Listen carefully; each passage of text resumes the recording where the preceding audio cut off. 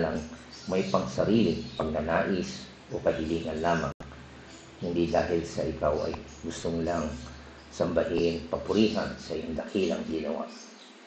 Lalo higit ang ginawa ng aming Panginoong Hesukristo sa kanyang pagsasakripisyo sa amin.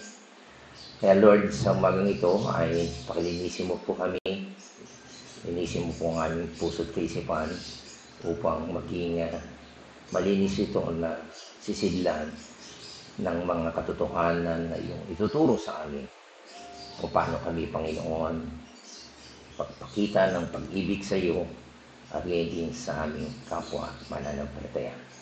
Ito po, Panginoon, ang aming dalangin. Salamat sa pangalan ng Jesus. Amen at Amen. Purihin natin ang Panginoon. Pwede na po kayong maupo. Pakita tayo. Ito.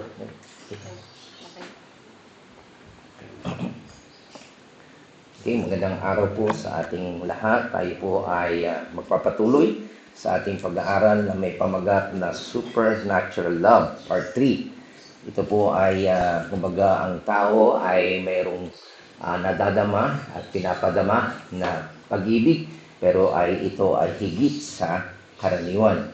Okay? At ang ating pong paksa ay matatagpuan natin sa unang Pedro, chapter 22, verse 25. At mangyari po na tayo po ay muling tumayo at ating pong basahin sabay-sabay ang talata na ito. Sa unang Pedro, chapter 1, verse 22 to 25. Ngayon, malinis na kayo dahil sa inyong pagsunod sa katotohanan at naghahari sa inyo ang tapat na pag-ibigan bilang magkakapatid. Naway maging maalab at taos sa puso ang inyong pagmamahalan. Sapagkat muli kayong isinilang hindi sa magitan ng kapanganakang may kamatayan, kundi sa bisa ng buhay at di nagbabagong salita ng Diyos. Ayon sa kasulatan, ang lahat ng tao ay tulad ng damo, gaya ng bulaklak nito ang lahat niyang karikitan. Ang damo ay nalalanta at kumukupas naman ang bulaklak. Ngunit ang salita ng Panginoon ay mananatili magpakailanman. At ang salitang ito ang magandang balitang ipinangaral sa inyo. Ito po ang salita ng Panginoon. Dahil kung sa ating, pwede na po kayo maupo. Okay, so sa ating outline, sa ating pag-aaral ng unang Pedro, ay makikita po natin ito yung pinaka-outline, no? Bilang review sa verse 13 hanggang 21 ay paano po tayo mag-response. Ang tema po na response natin sa Diyos, ang tema po ay magkaroon po tayo ng pag-asa.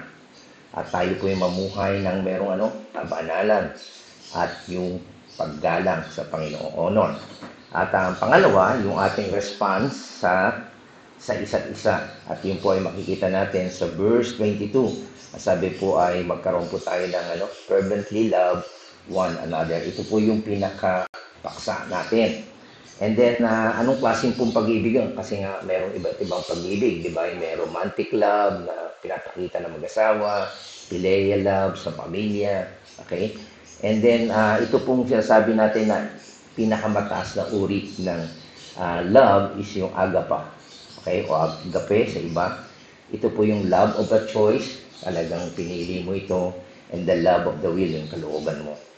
Ito rin po yung klase ng pag-ibig na pwedeng mag-respond sa command, inuutos. Okay? Kasi kapag emotion, sentimental, pag talagang nainis ka o masama loob mo, hindi mo kayang magmahal. Tama po ba? Okay. So, ang unang tanong natin ito. By the way, ito yung supernatural love. Ito po ay nangyari, ito yung pag-ibig na act of the will, na ito po ay in response to a command, and is a love that is uniquely the possessions of believers. Okay? So, yung pong tiyatukoy natin na hindi pangkaraniwan na pag-ibig ay matatagpuan lang natin sa mga mananampalataya. Okay? Maliwanag po ba yun? So, yun yung ating diniscuss. Kaya yung unang tanong ay, when did we get this capacity? Kailan natin nakamit itong kakayanan na tayo ay umibig ng hindi pangkaraniwan? Ang sabi po sa ating talata, since we purified our souls in obedience to the truth. Alam natin na yun po ay nangyari, yung purifications, yung obedience to the truth, yan din ay katulad ng pananampalataya na ating na-discuss. Ito po ay nangyari nung nang tayo ay maligtas ng Panginoon, na-regenerate tayo ng Panginoon. So makita po natin itong term na ito ay minodify ko yung main verb. Ang main verb po dito, ni action word na tinutukoy ni Peter, ay which is love one another. Okay? So, ang ibig pong tukuyin ni Pedro, yamang tayo ay meron ng kakayanan na umibig. Ang gawin po natin dapat umibig tayo. Let's do it. Okay? When we were saved, bahagi po ng paglilinis ng Panginoon ay bibigyan niya tayo ng kapasidad, kakayanan na umibig sa isa't isa. Yan po ang sinasabi po dyan sa 1 Peter chapter 1 verse 22. Sabi niya, ngayon nalinis na kayo dahil sa inyong pagsunod sa katotohanan at naghahari na sa inyong tapat na pag-iibigan bilang magkakapatid. Naway maging maalap at taos sa puso ninyo ang pagmamahalan. So, ang resulta po ng paglilinis ng Panginoon o pagliligtas ng Panginoon sa mga mananampalataya ay nag-iibigan po sila. Okay? So, yun yung iniligtas tayo ng Panginoon. Okay? Magpasalamat tayo, magbigay tayo ng papuri sa Kanya. And then, pangalawa na dapat natin gawin bilang mga tinubos tayo, nilinis tayo ng Panginoon, tayo ay magmahalan. At yan din po ang binabanggit sa Romans chapter 5, verse 5, sabi niya, at hindi na kay tayo binibigo ng pag-asang ito sapagkat ang pag-ibig ng Diyos ay ibinuhos na sa ating mga puso sa magitan ng Espiritu na ipinagkaloob sa atin ng Diyos. So kasama po sa package po ng pagliligtas, paglilinis ng Panginoon, bibigyan niya tayo ng pag-ibig. Kanya, package po yun. Kaya sabi po ni Pedro, ay ni Pablo po, sa mga mananampalataya, tungkol sa pag-ibig, hindi na dapat iuko sa mga kapatid sa pananampalataya. Hindi na kailangang paalalahanan pa kayo dahil itinuro na sa inyo ng Diyos kung paano kayo mag-ibigan. Kita niya? So yung sinasabi ni Pablo dito, ni Paul, tungkol sa pag-iibigan, hindi na kailangan turuan pa kayo. Kasi inilagay na ng Diyos yan.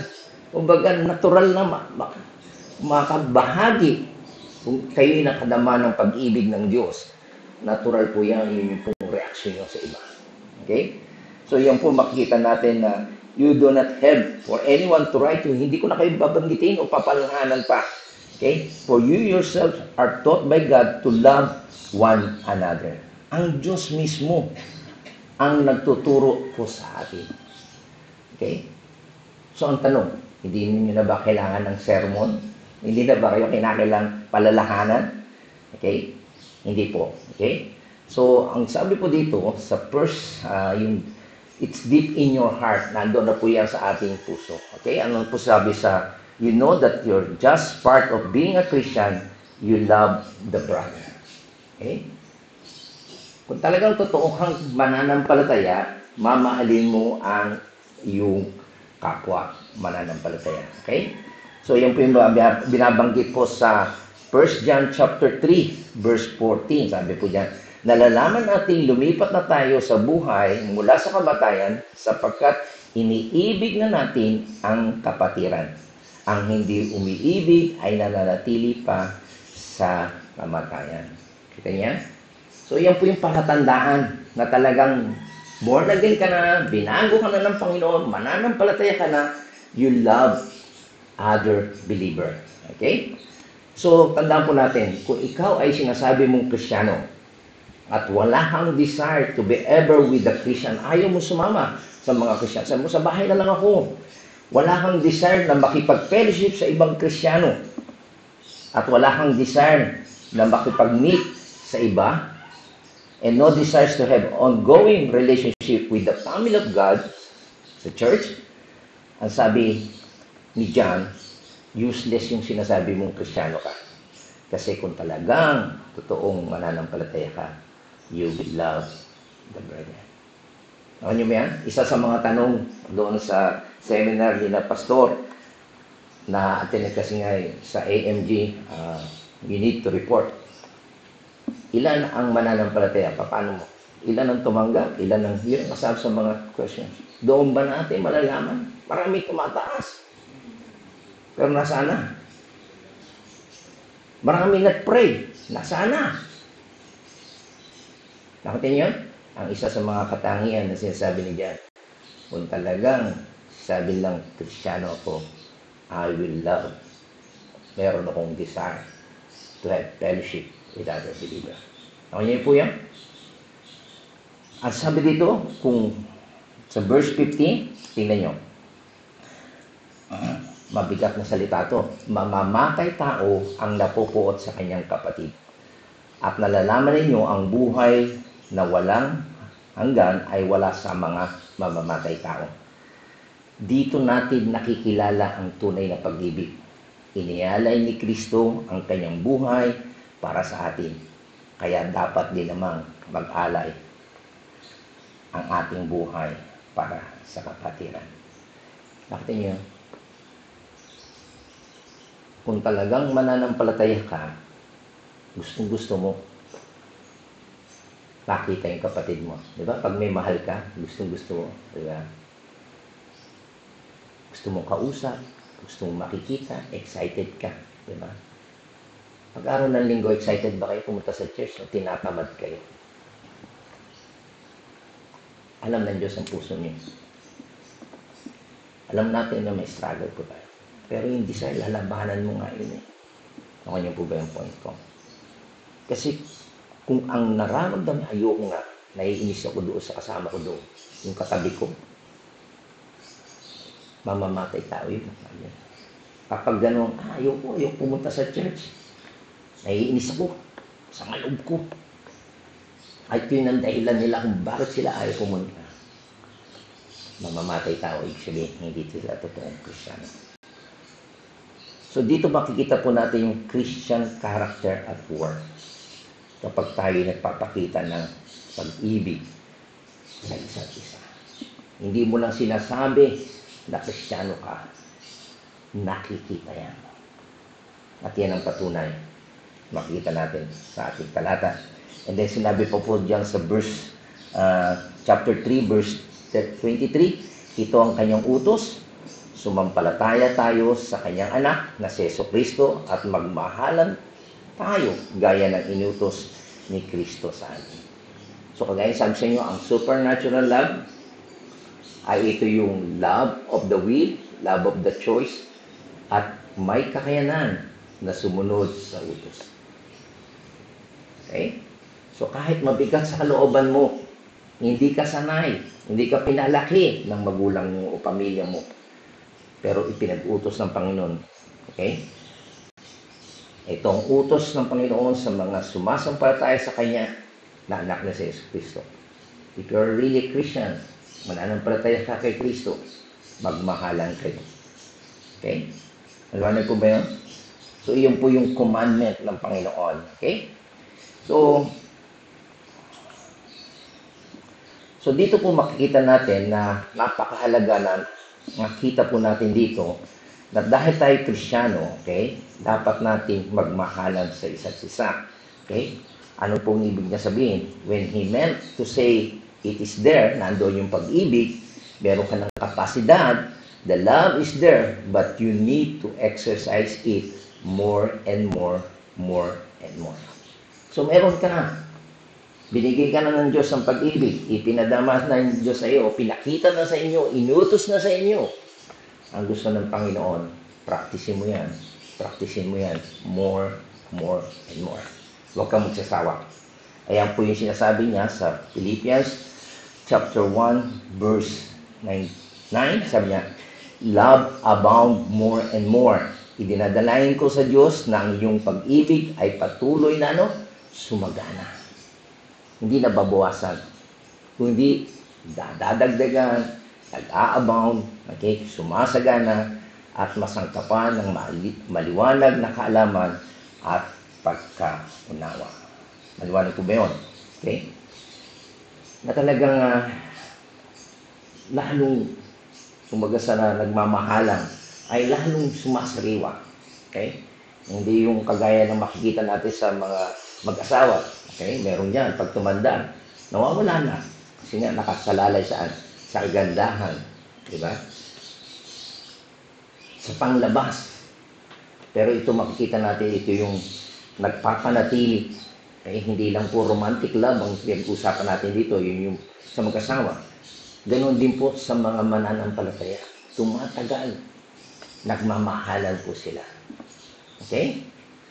So, ang sabi din po diyan sa 1 John chapter 4, verse 7 to 8, sabi ang mga minamahal, mag-ibigan tayo sapagkat mula sa Diyos ang pag-ibig. Ang bawat umiibig ay anak ng Diyos at kumikilala sa Diyos. Ang hindi umiibig ay hindi kumikilala sa Diyos sapagkat ang Diyos ay pag-ibig. Okay? So, yan po makita natin na sinasabi na talagang mag-ibigan tayo sa isa't isa sapagkat mula saan ang pag-ibig? Ang Diyos. Okay?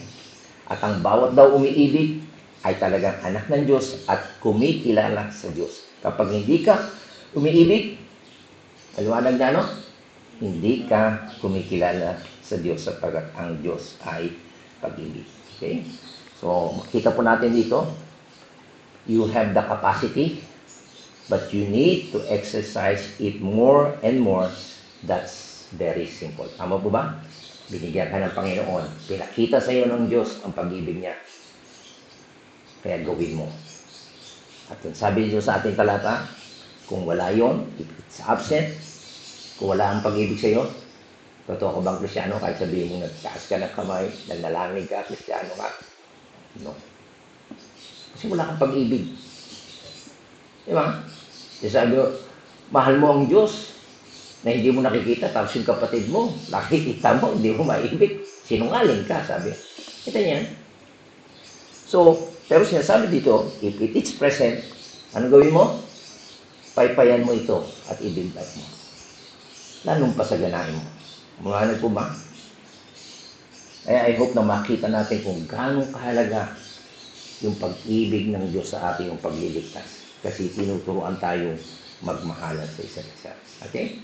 So, ito po yung napakaliwanag, no? Na binabanggit at ito yung napaka-strong na, tingnan nyo na language na ginamit ni John. Sabi niya, ang nagsasabing iniibig ko ang Diyos, subalit napopo at naman sa kanyang kapatid ay isang sinungaling. Di-rebuke niya. O siya sabi mo, mahal mo ang Panginoon, Kristiyano ka, pero napopuot ka sa kapatid, you're a liar. Sabi niya, kung ang kapatid na kanyang nakikita ay hindi niya magawang ibigi, paano niya maiibig ang Diyos na hindi niya nakikita? Mabigat na salita ito, mga kapatid. Okay? So, yan po sinasabi ng Panginoon talaga. Marami pong mga sinungaling. Kita niya? We don't just rely sa asang kamay, nag-prayer ng sinners, yung easy believe-believing. Kasi nasabi they are really Christians. Kung talagang Kristiyano po yan, meron silang desire to worship God and to love the brethren. Nakita niyo po ba yan? Okay. So, again, on the other hand, he say, if you don't love, you're not saved. Kung hindi ka na marunong magmahal, hindi ka mananampalataya. And if you are saved, kung ikaw totoong saved, you do love, but love more. Hindi ka lang basta minsan nagmahal, kundi gusto ko pang patuloy na nagmamahal. So we have the capacity, and we have the love, and it say, do it.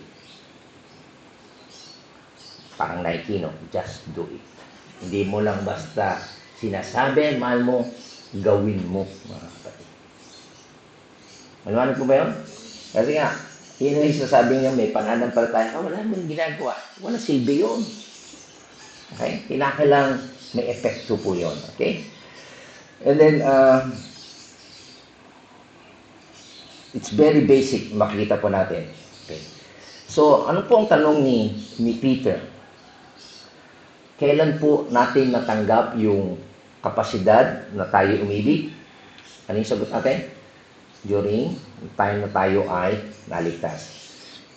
Nung tayo ay sumunod sa katotohanan, tayo po ay na-purify yung ating soul, and we love one another. We love one another. Okay?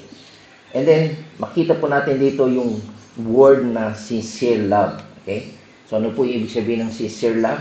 Totoo. It's real. Okay? Kasi ang tao po, pwede pong pekein yan eh. Yung pagmamahal. Tama? Kaya nga, naluloko yung iba, di ba? Naluloko. Lalo sa pag-ibig na, nakita ba yung ano? Yung love, ano ba yun? Love scam? Alam niyo ba yung love scam? Okay? Yung, nililigawan ka sa chat-chat, di ba? And then, sa papupuntahin ka sa airport, kasi, lalabas ako, mayroong mga, love scam, pinipake nila. Hindi ko mailabas yung bagahe, yung aking pasalubong sa iyo. Excited ka na, papasalubong ka. Magbigay ka dito sa Gcash, paano? Nabudol-budol ka. Ibig sabihin, pinipake yan. Pero ang gamit nila yung word na love. Love scam po yan. Okay?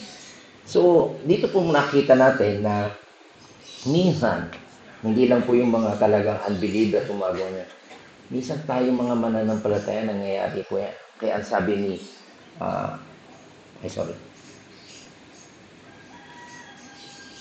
banggitin po natin dito sa 1 John 1:5, sabi niya, 5:1-2. Kung tayo sumasampalataya na si Jesus ang siyang Kristo, tayo ngayon mga anak ng Diyos, at ang sino ang umiibig sa Ama ay umiibig din sa Anak. Ito ang palatandaan na iniibig natin ang mga anak ng Diyos. Kung iniibig natin ang Diyos at tinutupad ang kanyang mga utos. Okay, kagaya sabi niya sa inyo, ito yung palatandaan na talagang nasa atin ang pag-ibig ng Diyos. Iniibig natin ang Ama, iniibig natin ang Anak, at iniibig din natin ang ating kapwa mananampalataya. At ito nga ito yung sinasabi ni Peter at ni Paul, okay? Na kahit sa mga unbeliever nga, mapagpaimbabaw sila, pinipake nila. And sometimes, okay, sa group of believers, merong tinatawag na mapagpaimbabaw na pag-ibig. Kaya sabi po ni Paul, love without hypocrisy.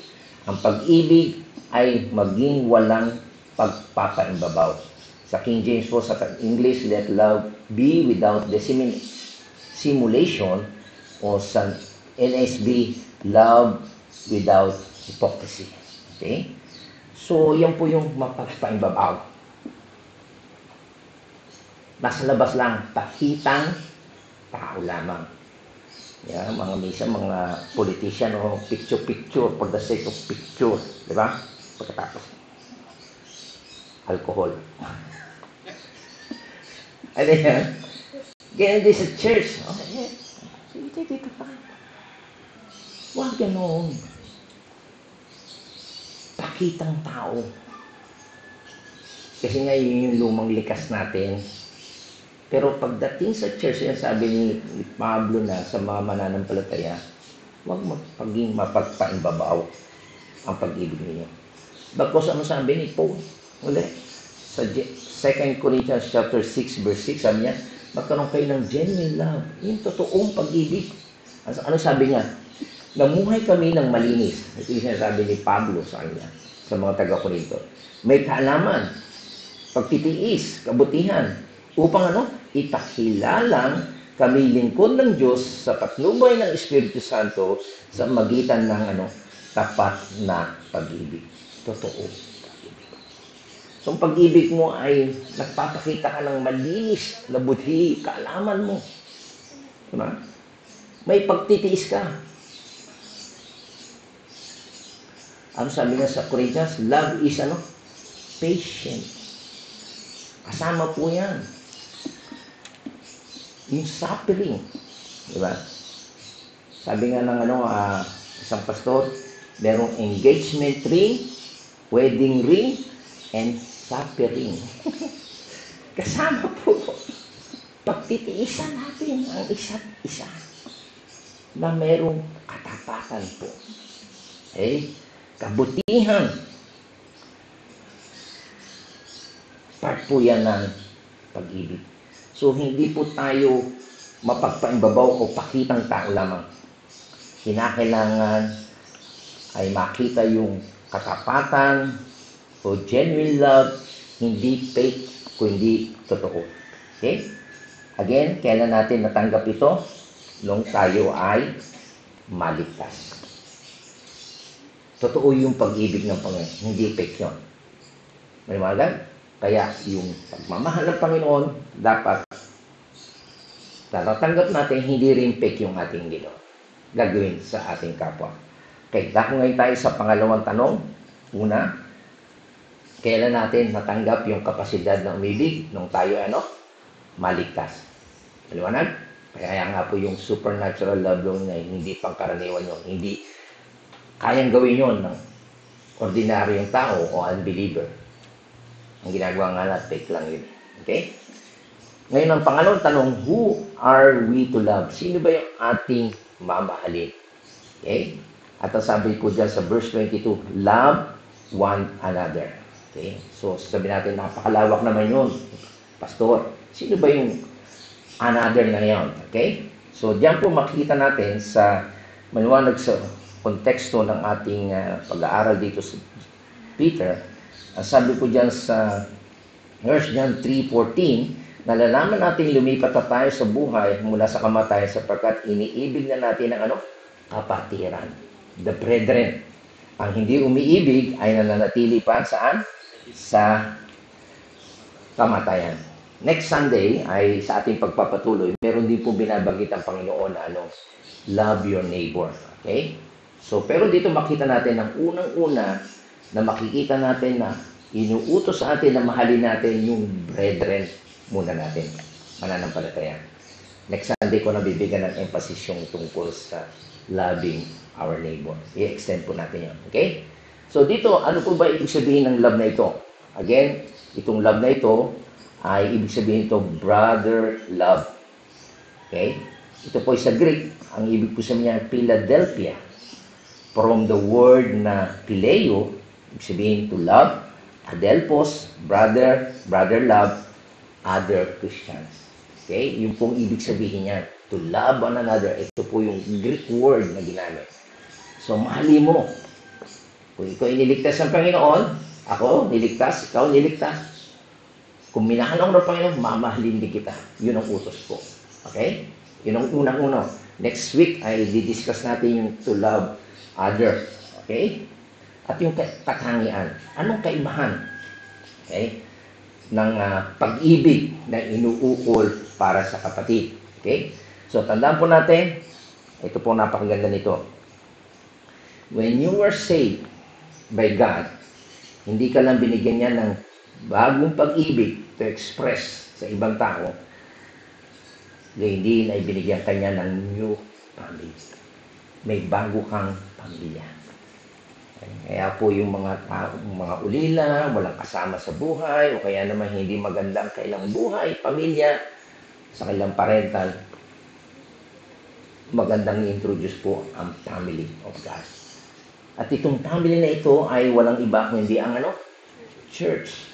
Kasi sa loob ng church, we love each other. Maliwanag po ba? At yan po yung sinasabi sa John chapter 13, di ba? Ito yung utos ng Panginoon. Ito yung tinuro ng Panginoon sa kanyang mga alagad. Sabi niya, isang bagong utos ang ibinibigay ko sa inyo, ngayon, mag-ibigan kayo. Bakit sinabing bagong utos? Totoo bang bagong utos siya? Sa Old Testament pa lang, sinuutos na yan. Kaya po sinabi na ito'y bago sapagkat may bagong modelo sila. May bagong pattern kung paano sila mag-ibigan. Paano? Kung paano ko kayo inibig, gayon din naman mag-ibigan kayo. Yun po ang kaibahan. Kung kayo'y mag-iibigan, if you love one another, ito po yung testimony natin. Makikilala ng lahat na kayo'y mga alagad ko. Okay yan? Ito yung utos ng Panginoon. Meron sa pamilya niya, nag-iibigan po. Okay? Ang sabi po dito, sa chapter 15, verse 12, ito ang aking utos, magmahalan kayo gaya ng pagmamahal ko sa inyo. So, ang laging pattern natin, kaya natin naiibig yung ating kapwa mananampalataya kahit hindi tayo magkakadugo, di ba? Magkakapamilya, magkakarelatives, magkaiba kulay. Kasi minahal tayo ng Diyos, pinili tayo ng Diyos, kaya magmahalan po tayo. Next Sunday, pakikita natin yung kaibahan ng love your neighbor as you love yourself. So, kaya mo mamahalin yung neighbor mo kasi gusto mong mahalin, irespeto. Pag malasakitan yung sarili mo, tama? Yun ang dahilan. Pero dito, bilang mananampalataya, iba klase. Kaya kita mamahalin kasi minahal ka ng Panginoon. Ibinigay niya ang buhay niya para sa iyo, nagsakripisyo siya para sa iyo. Pinatawad ka niya, kaya papatawarin din kita kung ikaw ay may pagkukulang. Nakita niya, yun ang pattern. Kakaiba yun. Wala yun sa mga magkakapamilya, magkakadugo, nag-aaway pa nga, tama po ba? Tayo hindi, nagpuprotektahan tayo sa isa't isa. Okay? So ito yung commandment ng Panginoon sa kanyang mga alagad. Love one another just as I have loved you. Ito yung sinabi niya sa kanyang mga alagad, 12, and I want you to love each other in the same way that I love you. Sasabihin niyo, Pastor, bakit walang sinasabi si Peter tungkol sa loving the world? Okay? Ba't hindi natin mahalin ang mundo, ang sanlibutan na ito, mga tao sa mundo na ito? Ang Biblia po ay walang binabanggit na mahalin natin ang mundo na ito. Ang binabanggit po ng Biblia, sabi sa 1 John chapter 2, verse 15, love not the world, yung evil system ng mundo.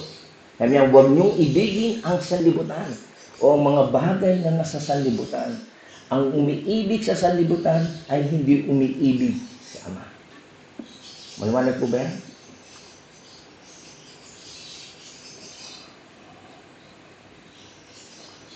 Well, sasabihin ninyo,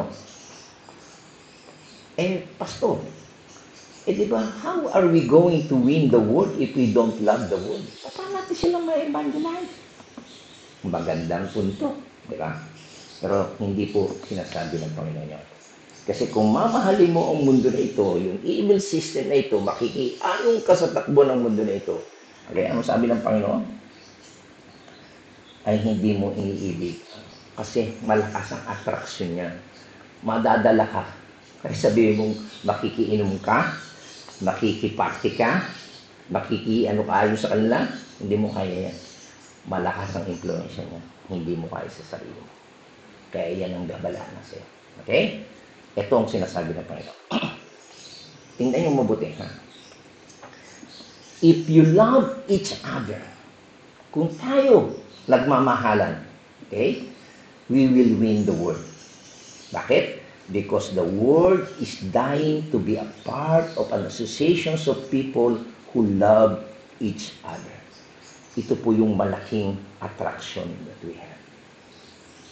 Ako po, yan po ang aking ginagawang personal evangelism. May mga kaibigan ako nakikita na problemado sila sa pamilya. Wala silang makitang pag-ibig sa kanilang pamilya. Kaya ang ginagawa ko, minamahal ko siya, pinapakita ko yung pag-ibig, pinapakita ko yung pamilya namin, pinapakita ko yung church. At yun yung malaking attraction. Nawala yun sa kanilang sariling mga pamilya. Nakunin ko ba yan? Tingnan nyo, ha? Ibigyan ko kayo ng isang halimbawa na sinasabi sa Corinthians. Okay? Meron pong tatlong tauhan dito. Una, meron tinatawag na matured Christians. Pangalawa, meron tinatawag na young Christians, no, bago lang na Kristiyano. At pangatlo, unbeliever o sinasabi natin Gentile unbeliever. Okay? At ito po ay matatagpuan natin sa 1 Corinthians chapter 10. Babasahin ko lang po. At least tingnan nyo yung tatlong tao. Ang nangyari po, merong isang unbeliever na Gentile unbeliever. Inimbitahan yung mature Christian at may young Christian. Kumbaga, nakiparty. Okay? naghanda, okay, ng pagkain. At sabi niya dito, huwag ang sariling kapakanan ang unahin ninyo, kundi ang sa iba. Ito po yung hatol o payo ni Pablo. Okay? Kumain kayo ng anumang nabibili sa tindahan ng karne at huwag magtanong pa kung hindi nababagabag ang inyong budhi. Okay, by the way, ang background po nito ay yung mga karne na nabibili sa family ay galing po yan sa templo. Yung mga sobra-sobra dyan, binibenta po sa palengke. Okay. Una, inihandog muna sa idol. Yung po ang ginagawa ng mga pagan o mga unbeliever doon po sa Corinto. Sabi po sa verse 26, sapagkat sinasabi ng kasulatan, ang buong daigdig at ang lahat ng naroon ang Panginoon ang may-ari nito. Okay? And then sa verse 27, kung aanyahan kayo ng isang di sumasampalataya, unbeliever, inimbitahan kayo, at nais ninyong dumalo, atin ka sa party, kainin ninyo ang anumang ihain sa inyo. Okay? At huwag na kayong magtanong pa kung iyon ay ikagagulo ng inyong budhi. Okay? So, makakukonsensya ka ba? Okay? Kasi nga, ang reason, ang lahat naman ay galing sa Diyos lahat. Di ba? Pero, may kasama kang new Christian. May kasama kang bagitong mananampalataya na galing sa pagano. Alam niya, masama yung ginagawa nila. Kaya sabi, ngunit kung may magsabi sa iyo, yung kasama mo, ito'y inyalay sa mga Diyos-Diyosan eh. Huwag mong kainin ng iyo. Kainin niyo alang-alang sa nagsabi sa iyo upang hindi mabagabag ang budhi. So, para sa iyo, mature Christian, okay lang kainin kasi alam mo galing sa Panginoon. Pero meron kang young believer bago pa lamang. Okay? Sabi niya, galing ako dyan eh, alam ko. Galing sa paghanga yan eh, pag-worship yan, masama yan eh. Diba? So, sabi, may dilema ngayon kung mature Christian. Ano sasabihin niya? Huwag mo intindihin niya. O di, sabihin, ma-open niya yung young believer para mapagbigyan niya yung hindi mananampalataya. Mamimili ngayon siya. Okay? So, yun po ang senaryo. At sabi niya sa verse 29, ang aking tinutukoy ay ang budhi ng iyong kapwa at hindi ang budhi ninyo. So, hindi yun sa sarili mo. Ang isipin mo yung budhi ng young Christian, yung bagong mananampalataya. Sabi, tuwira naman ng iba, bakit hahadlangan ng budhi ng iba ang aking kalayaan? Malaya ka eh. Bakit ko intindihin yung iba? Pwede naman kang kumain talaga. Kaya lang yung budhi nga nakukonsensya kasi kakagaling na lang yun. Tinakwil niya lang ngayon tapos ito, kakain ka. Very offending to sa akin. Okay? So, ayan po yung scenario. And then, dito sabi sa verse 30, bakit ako susumbatan dahil sa pagkain ko ng mga bagay na pinagpasalamat ko naman sa Diyos? Diba? Yun ang katiwan tayo. Kung ikaw talagang mananampalataya, pinagpasalamat ko sa Diyos yung wala nang masama sa pagkain. Kaya sabi ka sa verse 31, kaya nga kung kayo kumakain o uminom o anuman ang ginagawa ninyo, gawin ninyo ang lahat sa ikararangal ng Diyos. Okay? And then sa verse 32, huwag kayong maging sanhi ng pagkakasala ng inuman ng mga Hudyo, ng mga Hintil, o ng mga kaanib sa iglesia. So huwag tayong gagawin ng isang bagay na makaka-open sa mga anumang lahi, lalo na sa mga mananampalataya. Tularan ninyo ang ginawa ko, sinisikap ko magbigay kasiyahan ang lahat ng tao sa bawat ginagawa ko. Hindi ko inuunang sarili ko, kundi ang kapakanan ng marami upang maligtas sila. Okay. So ito po yung senaryo makikita po natin dito. Okay? Yung mature Christian, inimbitahan ng unbeliever, sumama siya, okay na sana mo siya lang eh. Kakain na sana siya. Ang problema, may kasama siya, bagitong bagong mananampalataya. Nakusensya. Di ba galing niya sa palengke? Ba't tayo kakain? So, ang senaryo ay ito. Una, kung sasabihin ng matured Christian, I'll treat unbeliever more lovingly than I treat Christians. So, sabihin, pagbibigyan ko itong unbeliever kaysa dito sa bagong Kristiyano. Anong mangyayari? Ang sasabihin ng unbeliever, mabuti pang manatili ka akong unbeliever kaysa sa believer. Kasi nakita ko, hindi nagmamalasakit itong mature Christian sa bagong believer. Mas okay pa palang unbeliever ako. Okay yan? Sa kabilang banda, makita po natin dito. On the other hand, okay, ang gagawin ng believer, hindi ako kakain. Sorry, sasabihin ko sa unbeliever na nag-imbita sa akin. Hindi ako kakain yan kasi mau-open ko yung aking kapatid. Okay? Ano sasabihin ng unbeliever? Wow, that's love. Wow, ganda naman ng pagmamalasakitan ninyo, di ba? So, ito po yung makikita natin na klase ng pag-ibig na nakaka-attract sa mga unbeliever. Kaya lang minsan, baliktad na ginagawa natin. Just to attract the unbeliever, babaliwalain natin yung ating kapwa mananampalataya, which is wrong. Ang sabi ng Panginoon, we love one another. Kung nakukonsensya siya, mau-open siya sa gagawin ko, ititigil ko kahit malaya ako. Yung kapakanan ng aking mananampalataya ang iisipin ko. Okay? Sabi niyo, ba't na-open naman yun? Huwag niyo intindihin yun. Most of their life, very offending ang kailang buhay, mga unbeliever. Okay, sabi ng Panginoon, kung mananampalataya, mahalin ko yung bago kong mananampalataya. Kasi kung hindi ko ipapakita yung pagmamahal at pinakita ko yung pagmamahal ko sa unbeliever, ang sasabihin ng unbeliever, mabuti pa palang maging unbeliever na lang ako lagi kaysa sa believer. Kasi yung kapakanan ko hindi inipin. No, yan.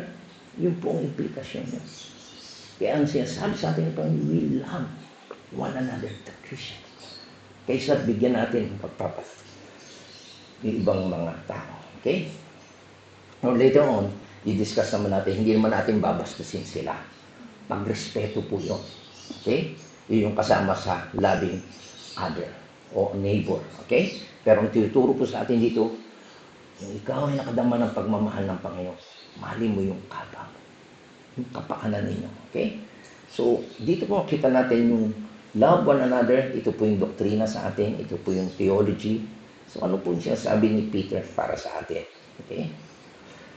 So, minsan ay, ano po ba ibig sabihin ng talaga na mahal natin yung ating kapwa? What do you mean by loving each other? Okay? So, sa ngayon kasi ay medyo sentimental na lang yung galing sa emosyon natin. Okay? O feelings lang natin o minamaliit na lang natin yung pagmamahal natin sa isa't isa. Okay?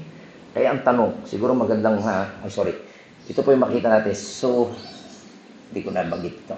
So, if we simply take care of loving one another, ito po yung testimony will be overwhelming. Di ba? Tama po ba? So, kapag maganda po yung ating pagmamahalan sa ating kapwa, ay talagang nakaka-attract po ito sa iba. Ngayon, ito yung magandang tanong mamaya sa inyong mga grupo. Okay? Paano ba nga talaga? Practically, how? Paano tayo magmamahal sa ating kapwa? Ang tanong ko, how have you shown Christian love today? Ngayong araw na ito, paano nyo pinakita ang pagmamahal nyo o nung nakarang linggo? Okay? Ano kaya ang sasabihin ninyo? Siguro yung iba, sabihin ng mga lalaki, naglaba ako, sinama. Tinuro ko, kasama ko sa paglalaba. O kaya naglinis ako. Ako, talaga namang ang gusto ng kasama ko, ayusin yung aming mga sakit ang kamay ko. Di ba? Lahat ng mga project niya, gusto niya, gagawin ko. Love ba yun? Okay? O kaya naman ay sensitive ka sa mga anak mo. Sinama mo sila, nilabas mo sila. Okay, di ba? Magmamahal din mo, di ba? Okay? So, tandaan natin na itong pagmamahal na ito ay hindi lang po, maganda po yun, pero hindi lang po yung mababaw na pagmamahal ang tinutukoy po natin dito. Okay? So, ang sinasabi po nating pagmamahal ay tingnan natin kung sino yung totoong may pangangailangan. Who has real need.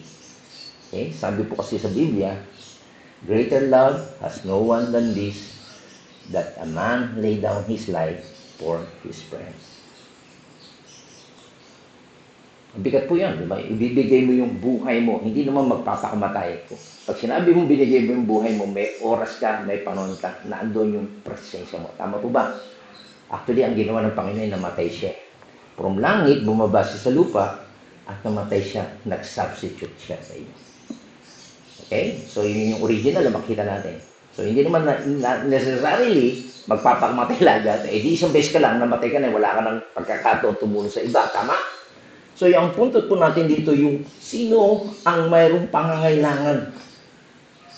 Sino sa ating mga kapatid sa ngayon, dito sa ating grupo na ito, okay, na mayroong pangangailangan, na kailangan nila ng compassion at pag-ibig ng Panginoon. Sino sa atin ang talagang mayroong real need? Sino sa atin dito na sinasabi sa Bible ay widow, babaeng balog, okay, na mayroong pangangailangan? Maliwanag po yan sa Biblia. At yung mga balo na yan ay what? Sabihin natin, wala ng asawa, wala ng anak na sumusuporta sa kanya. Okay? At yung babae na hindi nagpapariwara, maliwanag po sa Timothy. Okay? Kung sino po yung mga balong. Kasi marami nga pong namatay, di ba, pinatay during the time na isinulat ito. Tulungan natin yon, yung mga real widow na in need. O kaya naman merong mga single parent, okay, namatay, at wala ng husband, at siya na lang ang nagpapalaki sa kanyang anak. Okay? So, meron ba tayong chance tulungan sila? At saka, when is the last time na binuksan mo yung tahanan mo sa mga taong walang matuluyan? Kaya isa po yan sa aking ministry. Okay? May mga walang matulugan, walang matuluyan. And also yung mga nag-foster child ka o may orphan. Kaya po yung mga nasa ABSI, sabi nga, bawal nga lang eh. Naampunin sila. Sabi mo, kahit isang linggo, isang buwan. Kasi nga, diba? Nalulungkot ko kasi tinuturuan mo sila, apat na taon ang program nila doon. Tapos uwi sa bahay o sa pamilya na hindi na maturuan. Wala rin balik-lik sa dati. Ay, gusto ko, Christian home, Christian church. Kailangan nila ng pamilya na magmamahal talaga sa kanila. Meron naman tayong desire man lamang na gawin iyon. At kung meron talagang pagkakataon, gawin natin. Okay? O kaya, kailan tayo bumisita sa ospital, bagumat bawal ngayong isa dahil sa sobrang sakit, nakakahawa. Pero, kaya naman may mga pamilya na nasa ospital o surgery, whatever. O kaya naman, kailan ka talagang tumigil at nagkaroon ng oras at panahon sa mga tao na nahulog sa kasalanan at binigyan mo siya ng time na mapakinggan at mapayuhan. Okay? When is the last time you gave away your choice plan to spend a moment with someone else? Isinantabi mo yung gusto mo sanang plano para lang sa kanya. Yun pong mga sinasabing sakripisyo. Okay? So, ito po yung love na sinasabi natin, we reach down there where life is really lived. Okay? Yung talagang binibigay natin yung oras natin, panahon, lakas. So, hindi lang po ito mababaw, kundi yung malalim na pagmamahal natin sa Diyos at pagmamahal natin sa ating kapwa. Okay? Kaya, ang tanong din ay, how did Jesus love us? Kasi sabi, mahalin mo sila gaya ng pagmamahal ko sa inyong sarili.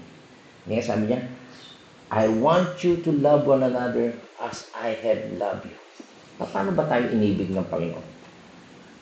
Hindi tayo minahal ng Diyos sa mababaw na pamamaraan lamang. Hindi tayo minahal sa magitan ng mga pangako na sentimental o emotional lang. O sa ating, hindi niya rin tayo minahal dahil sa ating mga pagbibiro sa ating buhay. Mga wish natin. Okay? Hindi. Minahal tayo ng Panginoon sa malalim na pamamaraan by meeting us at the point of our needs. Kaya minsan yung hinahayaan ng Diyos yung disappointment. That is the time of God's appointment. Kaya hinahayaan po yun. At doon po tayo kinakatagpo ng Panginoon. And He loved us by showing mercy in our brokenness. Kaya kailangan mabasag pa muna tayo para tayo, panunguna tayo bubuin ng Diyos. Okay? And He loved us by being there when no one else was. So kung iniwan ka ng mga mahal mo sa buhay, mga inaasahan mo, kakatagpuin ka niya. Ganyan po ang Panginoon sa ating buhay. Okay? So I hope na gawin natin ito practically. Hindi lang natin sinasabing mahal natin ang Diyos, mahal natin ating kapwa. Dapat magkaroon din tayo ng panahon at oras, sakripisyo. Kung meron kang kakayanan, financially, tumulong ka. Hindi mo lang basta sabihin pagpalain ka ng Diyos. Maraming mga tao, mga nagtuturo ng prosperity teaching, sila yung yumayaman ng yumayaman, pero lumalayo naman sila sa mga mahihirap. Naghihirap yung kailang mga miyembro, pero sila, okay, ang layo-layo nila. So, kung talagang mahal natin ng Panginoon, i-reach out natin yung ating mga kapwa na nangangailangan. Okay? So, again, summary, kailan tayo nagkaroon ng kapasidad? Again, kakayanan na tayo ay magmahal nung tayo nailigtas ng Panginoon. When you were saved, you got it. Tama? And then, pangalawa, sino yung ating mamahalin? Sino yung ating mamahalin? Tayo ng mga kapatid. Next Sunday ay pag-aaralan na natin ang susunod na tanong, paano naman tayo dapat magmahal? Okay?